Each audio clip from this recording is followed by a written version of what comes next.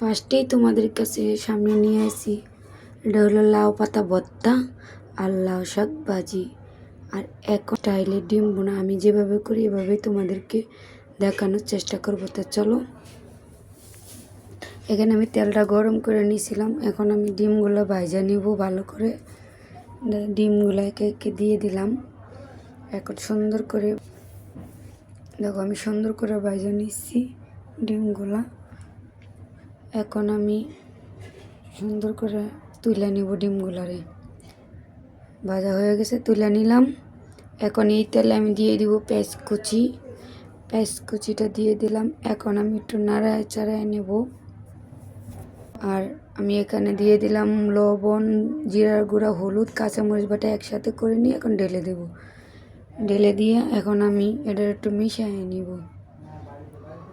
মিশিয়ে নিয়ে আর আমি যে বললাম আমার স্টাইল, এটা হলো আলুটা সিদ্ধ করে চটকায় নিচ্ছি, নিয়ে পানি অ্যাড করি নিই, ওইটার সাথে পানি অ্যাড করে ওটার সাথে মিলাই নিলাম। এখন আমি একটু কষায় নিব।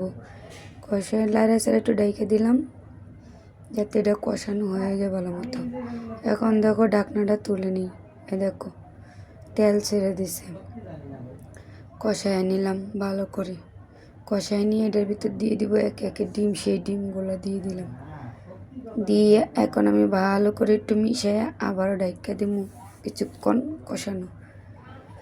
দেখো আমি আবারও ঢাকনাটা তুলে আর একটু নাড়ায় চাড়াইয়া আমি এখানে পানি অ্যাড করব পরিমাণ মতো, যতটুকু দরকার। আমি ঝোল নেব না, মাখা মাখা রাখবো।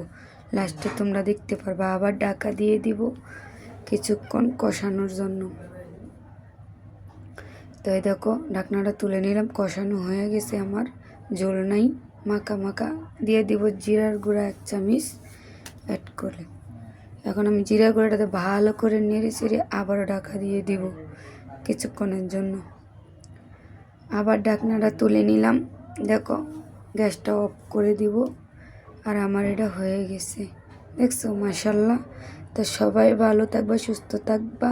কেমন হয়েছে কমেন্ট করে জানাবা।